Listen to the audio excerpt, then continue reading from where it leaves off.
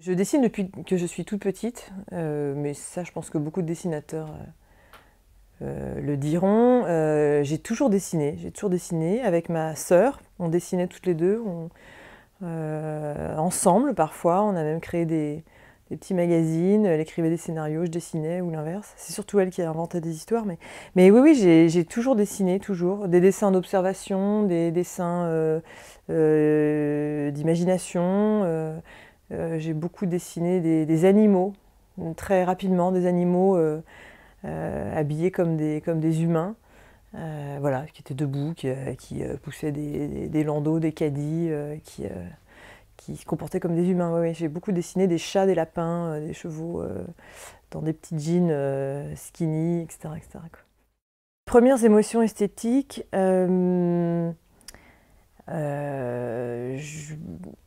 j'ai en tête une scène que j'ai racontée dans la bande dessinée Les Grands Espaces, qui est mon arrivée au Louvre pour la première fois.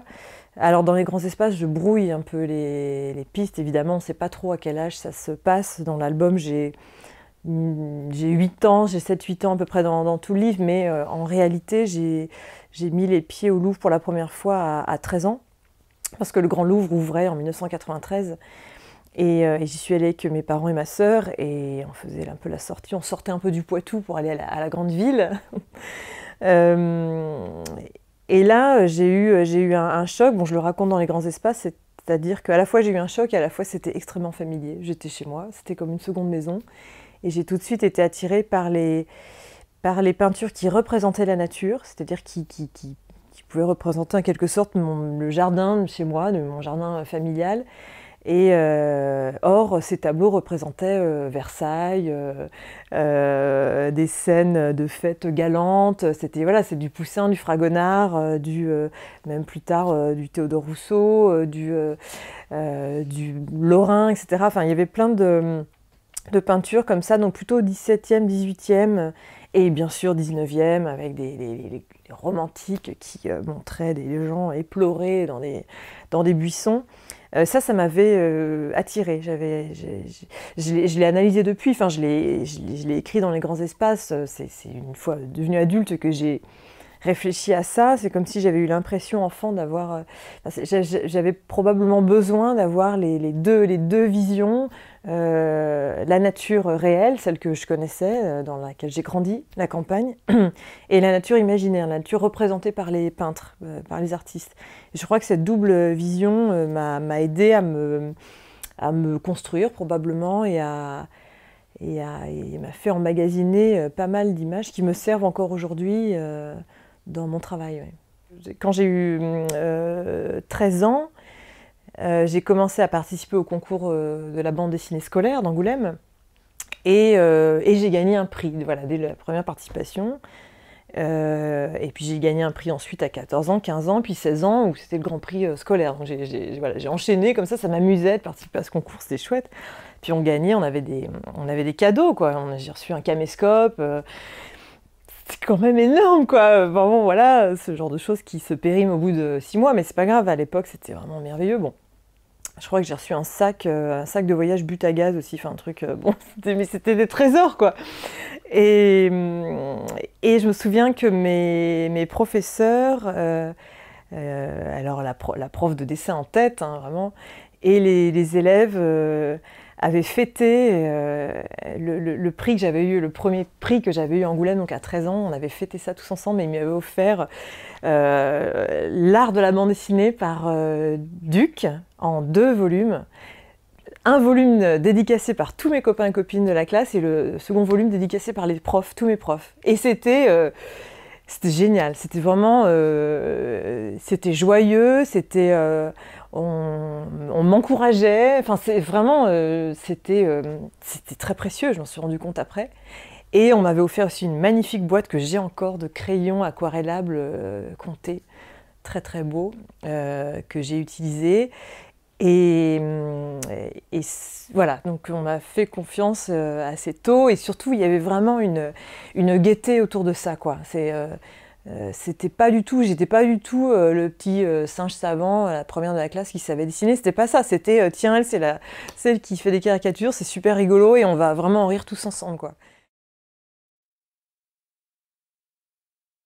J'ai eu l'idée, ou je ne sais plus qui a eu l'idée, peut-être ma mère, ou mais je ne sais pas, bon, je ne sais plus, mais d'aller aux portes ouvertes des écoles d'art à Paris et aussi en province.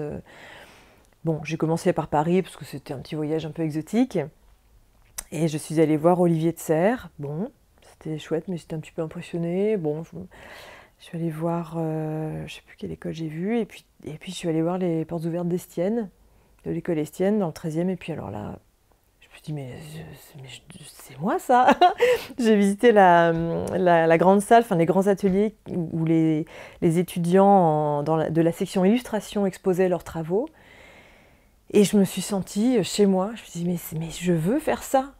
Je veux moi aussi exposer des petites maquettes au scotch collées, machin, dans lesquelles il y a un texte.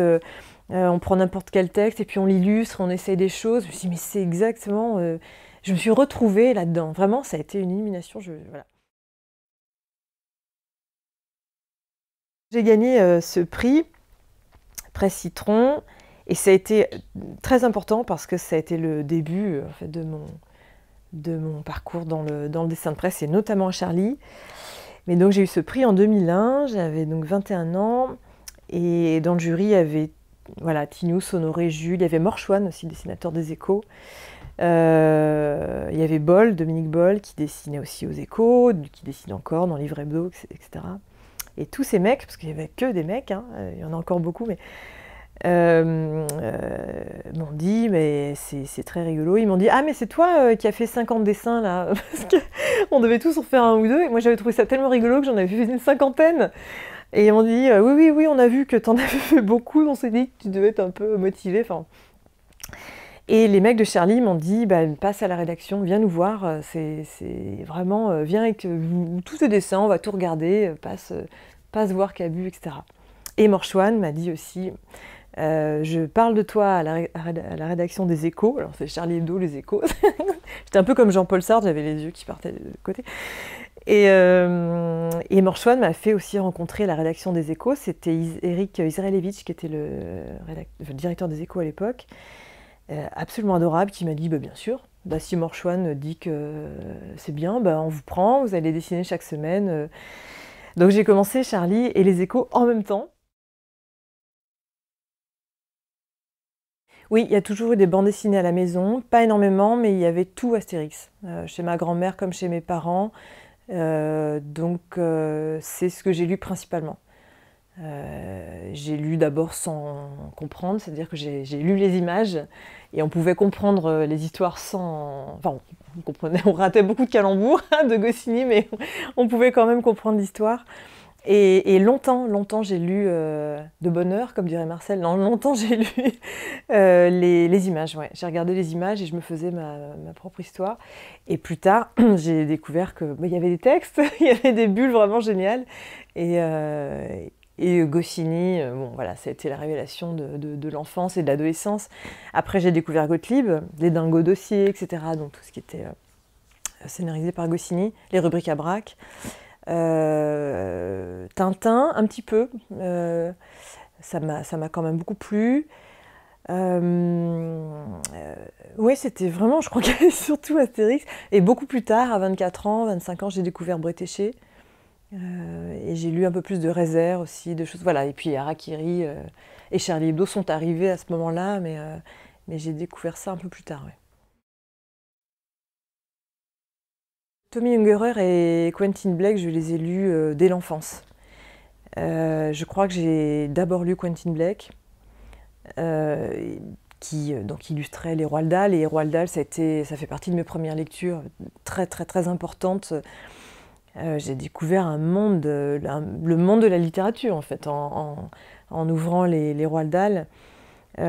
Encore des livres drôles, pas toujours. Il y a aussi beaucoup de méchanceté, de gravité dans ces romans, et c'est justement ce qui rend ces œuvres tellement magnétiques. Je me souviens avoir eu une peur bleue en lisant Sacrée sorcière. Je crois que c'est le premier livre qui m'a fait peur, et c'était extraordinaire d'avoir peur du texte de Roald Dahl, enfin de ce qu'il racontait, et des dessins de Quentin Blake aussi. Vraiment, J'ai été émue en lisant Le Bon Gros Géant, j'ai adoré les listes d'ingrédients dans La Potion Magique de Georges Bouillon, etc. Donc tout me plaisait chez Roald Dahl. Et chez Quentin Blake, dans les dessins de Quentin Blake, j'aimais la bizarrerie, l'étrangeté de son trait, parce que c'était pas du tout un trait rond pour enfants, c'est pas du tout du Disney. Et j'avais l'impression que ces dessins ne me prenaient pas pour une enfant. Et ça m'avait beaucoup plu. C'est un dessin qui se mettait pas à quatre pattes pour me dire « Oh, regarde le petit lapinou !» Non, c'était un dessin qui disait « Tu vas bientôt être adulte un jour, tu ne le sais pas encore, et tu vas voir certaines choses. Tu verras pas des mignonnes peluches bien dessinées, il y a autre chose, il y a des traits cassés, il y a des angles aigus, il y a de la caricature aussi. Et Quentin Blake, oui, ça a été le premier à me faire ressentir que je n'étais pas qu'une enfant. Donc c'est étrange comme sensation, mais c'est vraiment important. Et le dessin d'Ungerer, je l'admire aussi énormément. Je parle toujours de lui au présent. Ungerer est toujours là. Il est hyper puissant. Ça va du livre pour enfants au livre érotique pour adultes, aux croquis, en passant par les croquis. Il a fait des croquis de ferme quand il a vécu dans une ferme pendant quelques temps. Il a ses premiers albums, là, les Mélops, cette petite famille de cochons. Là, il faut voir les originaux au musée Tommy Ungerer à Strasbourg, mais c'est extraordinaire. Sampé, qu'est-ce qu'on peut dire dessus? On a tout dit dessus. Il est immense, quoi. En dessinant des choses toutes petites, il est immense. J'ai vraiment beaucoup ri en lisant Le Petit Nicolas. Bon, ça, c'est aussi le style de Goscinny qui était génial, hein, c'est tout ce vocabulaire, là, c'est rien chouette, etc. Toute cette tendresse mêlée à un petit côté de garnement, comme ça, c'était vraiment génial. Et le dessin de Sampé, son petit dessin très travaillé, un petit peu raide du début jusqu'à celui d'aujourd'hui où le trait se libère, ondule, devient très aquatique. J'ai une admiration immense, sans borne, pour Sampé.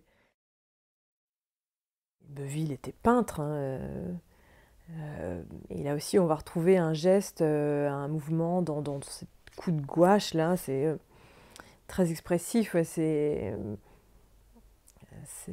virtuose, tout en étant très populaire, accessible. Et je crois que c'est ce que j'aime dans cette famille de dessinateurs, ce sont des dessinateurs accessibles et populaires. Ouais. Et leur rire, le rire qu'ils proposent, et voilà, un rire qui se partage. C'est un rire de très bonne qualité, c'est vraiment pas, c'est pas pour les cons.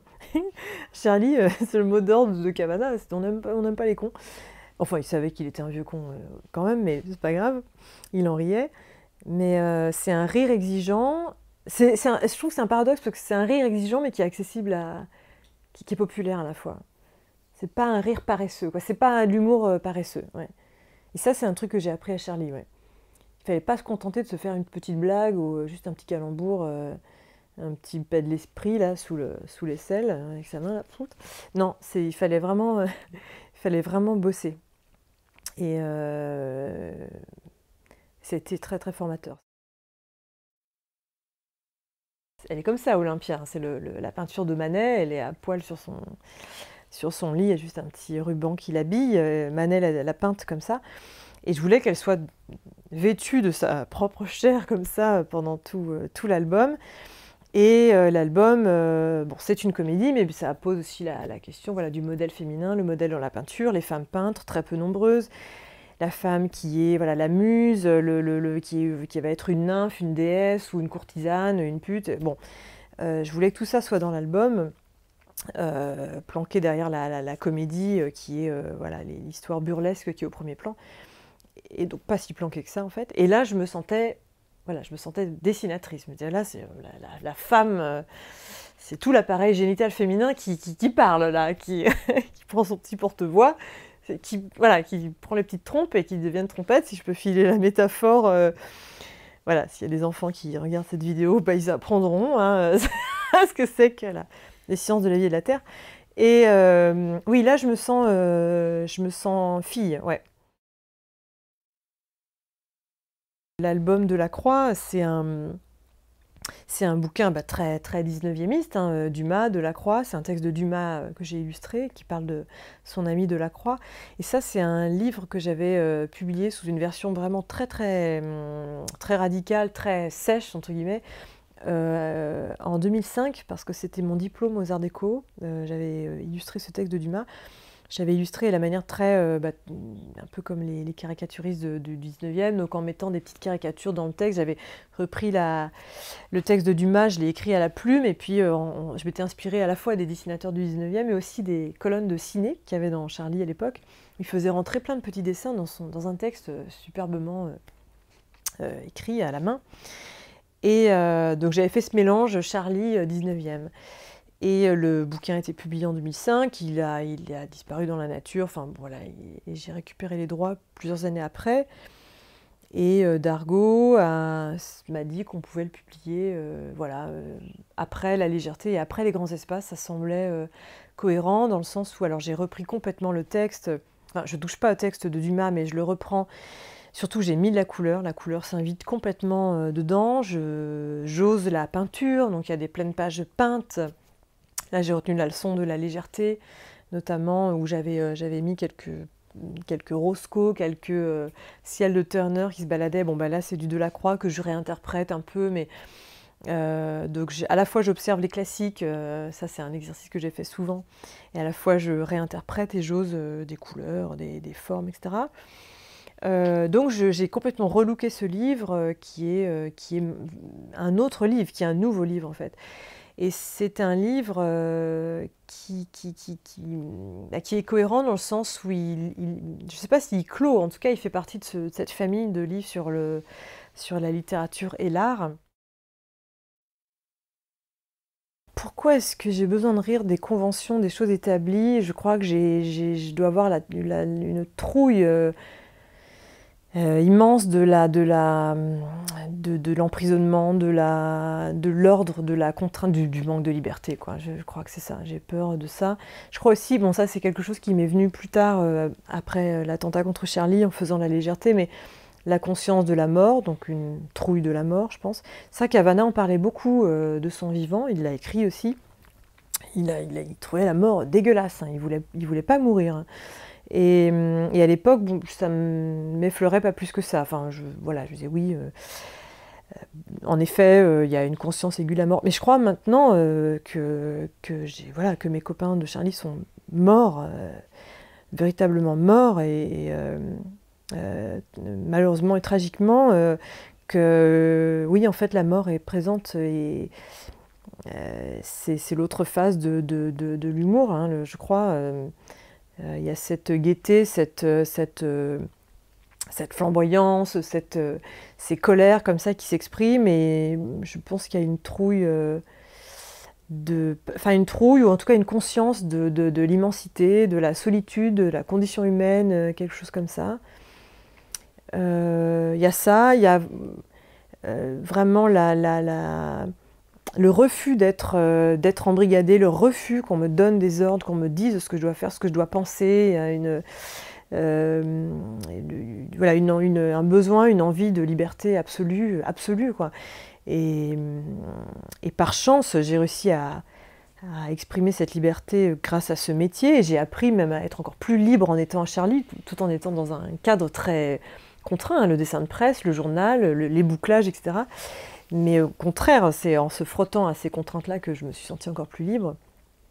Là, si on me disait que cette liberté devait s'arrêter, d'ailleurs en 2015, ça a été ça, hein, mais, ça a été un vertige absolu. Enfin, c'est-à-dire que j'ai cru que je mourrais. Pardon, cette phrase est choquante parce que je ne suis pas morte et c'est mes copains qui sont morts, mais il y a quand même eu ce vertige immense, quoi. Si la liberté s'arrête, si on ne peut plus dessiner, dire ce qu'on veut et rire et se moquer des conventions, mais on n'est plus rien. on n'existe plus, on est poussière, quoi. On est des petites merdes, rien, quoi. Et ça, je me défends, voilà, ça me rend hargneuse, enfin, ça me met dans tous mes états, ouais, d'imaginer que que cette liberté peut s'arrêter, ouais. Mais je crois en faisant la légèreté et les grands espaces, je me suis souvenue à quel point la peinture était aussi très importante. Et elle a pris un petit peu le pas sur la littérature. Ça, c'est Charlie, enfin, la tragédie de Charlie qui m'a un peu fait pivoter, qui m'a beaucoup même fait pivoter, ouais, ouais.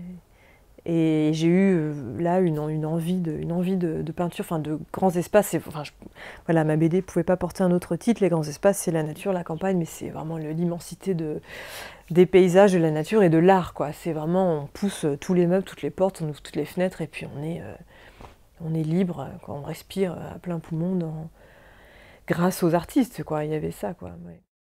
Pour la légèreté, c'était différent parce que là, j'étais tellement en vrac qu'il fallait que je me dessine en train de dessiner pour sentir que j'étais vivante.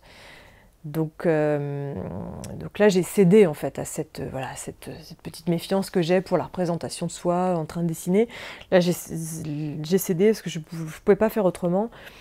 Et c'est vraiment mon dessin, moi, représenté à ma table à dessin, sans aucune idée, c'était vraiment le moyen de remettre en marche mon cerveau, quoi. Il fallait que je voie ça et au moment où j'ai dessiné ça, je ne pensais pas en faire un livre, c'est-à-dire que je ne pensais pas le montrer à d'autres gens, c'était que pour moi, quoi. C'est d'ailleurs la quasi-totalité de la légèreté est dans un carnet et je notais les choses qui venaient pour essayer de retrouver le sujet, le verbe, le complément de mes phrases, parce que je perdais tout, hein, la mémoire, la phrase, les mots, je commençais des phrases que je n'arrivais pas à finir, parce que je ne me souvenais pas du mot qu'il y avait eu juste avant, du pronom ou du verbe, enfin, je répétais en boucle des choses, enfin, mon langage avait été complètement bousculé, quoi. C'était parce que le cerveau ne fonctionnait plus de la même manière, donc là, oui, en effet, je me suis représentée, j'ai représenté les copains.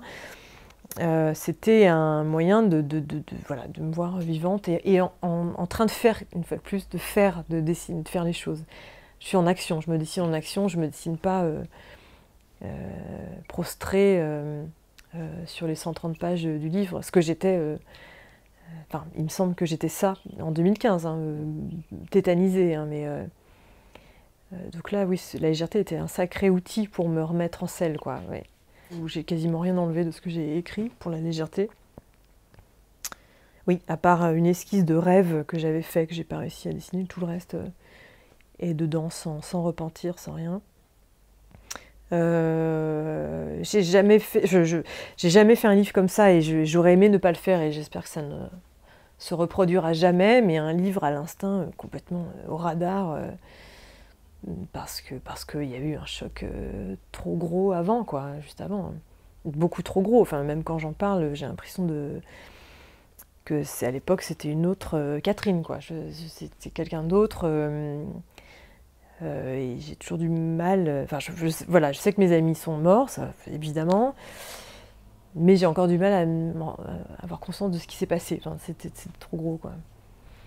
Il faut vivre avec ça, voilà.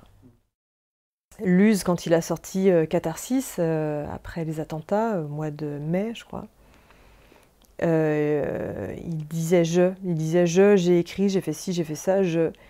Et au départ, ça m'a choquée, mais vraiment, je me disais, bon sang, mais Luz, tu nous abandonnes, là, on dit nous, normalement, on dit nous, on est ensemble, le collectif vient de péter, enfin, Charlie vient de péter, on est tous en morceaux, on avait recomposé Charlie donc, dans les locaux de l'IB, on disait nous tout le temps, c'était une façon de plus en perdre aucun, quoi. On avait déjà perdu quasiment tout le journal, enfin.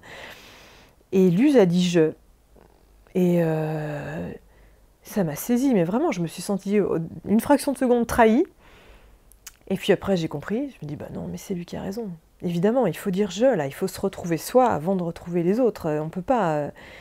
et c'est grâce à Luz, qui est d'une intelligence, enfin Luz, un phare, non, qui était vraiment comme un frère, hein, après les attentats. Je l'ai vraiment vécu comme ça, quoi. Après l'attentat. Et j'ai osé dire je. Et ça m'a sauvée, enfin, ça m'a aidée, quoi. Il fallait absolument que je parle de moi. Et l'immense surprise, c'est que, bon, d'une part, j'ai senti que des choses se débloquaient dans ma tête et que je pouvais, que voilà, finalement, j'étais peut-être pas perdue, qu'il y a des choses qui bougeaient, que le dessin allait peut-être revenir. Et l'autre immense surprise, c'est quand le livre est sorti et que les lecteurs m'ont dit que cette histoire leur parlait, enfin, qu'ils se retrouvaient dans cette histoire. Alors là, j'avais pas du tout imaginé, parce que quand j'ai sorti La Légèreté, Gisèle Dehaene, qui est mon éditrice chez Dargaud, peut témoigner. Je lui disais, mais Gisèle, je crois que cette histoire va parler à 10 personnes, les 10 personnes de Charlie. Et toi, Gisèle, qui a bossé avec Wolinski, qui a bu, etc. Mais vraiment, je me dis, qu'est-ce qu'on fait de ce truc? Et Gisèle Dehaene m'a dit, non, on le publie, tu vas voir, il faut le publier, tu verras. Dans les grands espaces, je suis d'abord passée par le texte, contrairement à la légèreté. C'est-à-dire que j'ai commencé à écrire, c'était assez lyrique au début. J'ai vraiment écrit des pages où tous les verbes étaient à l'imparfait. C'était vraiment un récit au passé, et j'ai convoqué les souvenirs, j'ai trié, et j'ai essayé de retranscrire par écrit les souvenirs que j'avais d'odeur, voilà, l'odeur de l'ensilage, l'odeur du fumier, l'odeur de la terre mouillée, l'odeur des bois, l'odeur des pesticides aussi chimiques, l'odeur du goudron, de ces petits chemins qui ne sont pas toujours caillouteux. Il y en a qui sont encore là où le goudron est très présent, mais il y a des nids de poules, il y a tout ça, enfin tout, voilà, la paille, le foin, les maïs, l'odeur comme je le raconte dans les grands espaces, du sang de l'abattoir qui est déversé sur les champs de maïs, ça c'est vrai. Une odeur dégueulasse d'ailleurs. J'ai essayé d'écrire ça, c'est-à-dire que je l'ai même écrit tel quel, essayer de retrouver la sensation de comment dire, de retrouver la poussière sur le vieux bois, j'en parle, je l'écris dans les grands espaces, mais la chaleur que les vieilles pierres ont absorbée après, à la fin d'une journée ensoleillée. Et ça, c'est des choses que j'ai vraiment faites enfant. C'est-à-dire que dans le creux de la main, j'ai le souvenir de toutes ces sensations-là. C'est-à-dire que j'ai là dans la main le souvenir de presque la forme de la pierre, de tel muret, de telle petite dépendance vieillotte qui s'écroule. J'ai tous les murs de la maison d'enfance de mes parents dans les mains, en fait. Et les parfums aussi, et le bois, la poussière, j'ai vraiment tout ça défile dans ma tête. Et il s'est agi de saisir des petites choses, parce qu'une fois de plus, je ne suis pas romancière, je ne suis pas écrivain, donc j'ai fait ce que j'ai pu. Et j'ai écrit en essayant d'oublier un petit peu le dessin, pour voir ce que ça donnait. Et quand j'ai commencé à dessiner, le dessin venait un peu illustrer les textes. Et donc il y avait une voix off au passé, ensuite l'image qui venait. Et en avançant dans l'album, bah, j'ai ajusté. C'est-à-dire qu'il y a des choses dans le texte que j'ai enlevées, parce que le dessin, faut lui faire confiance, le dessin raconte ce qu'il faut, pas besoin d'en dire plus, etc. Donc les choses ont évolué comme ça. Et c'est une mixture qu'on fait qui monte comme des blancs-neiges, qui vraiment, j'ai toujours cette image du truc qui monte jusqu'à prendre forme, et jusqu'à prendre la forme de l'album. Et j'ai eu envie de nouveau de marier la littérature à mon travail d'écriture et à mon dessin, oui. Et j'utilise pour ça le personnage de ma sœur, donc qui était une grande lectrice et qui se balade dans l'album pour faire véhiculer la littérature, et notamment 3 ou 4 auteurs que j'ai sélectionnés, que j'ai triés, sélectionnés pour les grands espaces. Loti, Zola, La faute de l'abbé Mouret, ce jardin magnifique, le jardin d'Éden, le paradis. Proust, et puis un petit peu de Montaigne aussi. Et il y a un petit peu de Rabelais, ouais. Rabelais parce que c'est la région où j'ai grandi, Montaigne parce qu'il y a un rosier qui vient de chez lui, que je connais depuis toujours, etc. Et puis Proust, Loti, oui, bah, c'est pour la mémoire, le temps qui passe et le passé, et puis cette langue merveilleuse, quoi. Alors j'ai fait appel à une coloriste, donc Isabelle Merlet, pour la première fois pour les grands espaces. Et je tenais à le faire, j'y ai pensé dès le départ. Je savais, quand j'ai commencé à écrire les grands espaces, que je confierais les couleurs à Isabelle, que par ailleurs je connais, et qui connaît aussi ma région d'enfance, parce qu'elle habite en Aquitaine. Et moi j'ai grandi un peu plus au nord, dans les Deux-Sèvres. Donc je savais qu'elle... Et par ailleurs, elle est très bonne photographe, et je connais ses photos, et je vois ce qu'elle voit, ce qu'elle prend en photo, je vois les... et je reconnaissais dans ces photos voilà, la lumière de mon enfance, etc. Je me suis dit, ça c'est pour elle, c'est la seule qui peut mettre en couleur mon album. Et donc j'ai dessiné en noir et blanc au crayon, en pensant parfois à la couleur, en me disant, ok, bon là, la couleur viendra dire ceci ou cela. Et j'ai confié avec joie mes planches noir et blanc à mon éditeur Dargaud, qui les a transmises à Isabelle Merlet. Et je l'ai laissé faire des premiers essais, elle m'a montré, et on a commencé à discuter. Donc c'était intéressant parce que...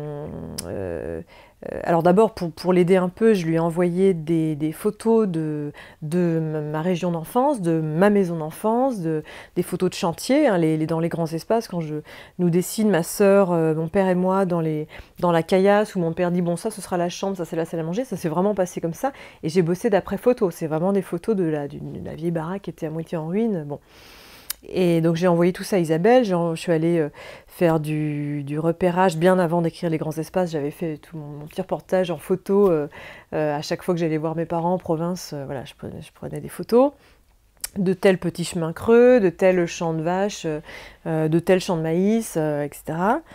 Et je lui avais donc fait une sélection par saison, en sachant que dans mon album, l'automne et l'hiver ne sont pas présents. En fait, c'est surtout un album de printemps et d'été, quoi. C'est une saison un peu floue, c'est à peu près plutôt le printemps même. Mais je lui avais envoyé des photos comme ça, printemps-été, pour qu'elle voie la lumière.